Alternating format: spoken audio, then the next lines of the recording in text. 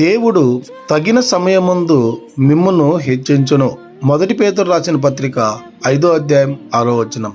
ప్రియమైనటువంటి దేవుని బిడ్డలారా, ఈ ఉదయకాల సమయంలో మన జీవితంలో మనము ఎంతగానో హెచ్చింపబడాలని, ఒక ఉన్నతమైనటువంటి స్థానంలో ఉండాలని, ఒక మంచి ఇల్లు కట్టుకోవాలని, మంచి కారు కొనుక్కోవాలని, నలుగురిలో ఒక హెచ్చైనటువంటి స్థితిలో ఉండాలని ప్రతిరోజు మనము అనుకునేటువంటి వారంగా ఉన్నాం.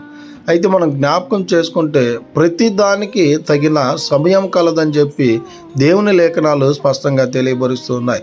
అది మనం గ్రహింపక మనలో అనేక మంది నేను ఎందుకని నా జీవితం ఇలాగే ఉంది, ఎందుకని నేను హెచ్చింపబడలేకపోతున్నాను, ఆ దేవుడు అనేవాడు ఉంటే నన్ను హెచ్చించడా, నన్ను ఉన్నతమైనటువంటి స్థానంలో నిలబెట్టడా, ఎంతసేపు నేను ఈ ప్రాథమికంలోనే ఉండాలా అనేటువంటి అవనవకంతో జీవించేటువంటి వారిగా ఉన్నారు. అలాంటి వారి కోసమే ఉదయకాల సమయంలో ఆ యేసుక్రీస్తు ప్రభుల వారి వాక్యం ద్వారా మాట్లాడుతూ ఉన్నారు. నీవు కూడా అలాగ యోచన చేస్తూ ఉంటే ప్రతిదానికి తగిన సమయం కలదని చెప్పి దేవుని మాటలు స్పష్టంగా తెలియబరుస్తూ ఉన్నాయి. ఆ సమయం కోసం మనము ఎదురు చూసేటువంటి వారంగా ఉండాలి.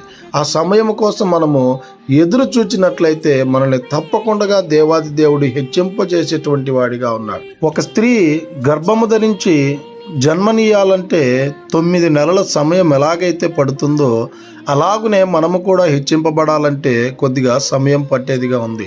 కనుక ఆ సమయం కోసం మనం ఎదురు చూచేటువంటి వారంగా ఉండాలని కోరుకుంటూ ఈ దిన వాక్యం ద్వారా దేవుడు మనలందరినీ బలపరిచి, దీవించి, ఆశీర్వదించి హెచ్చింప చేయునుగాక.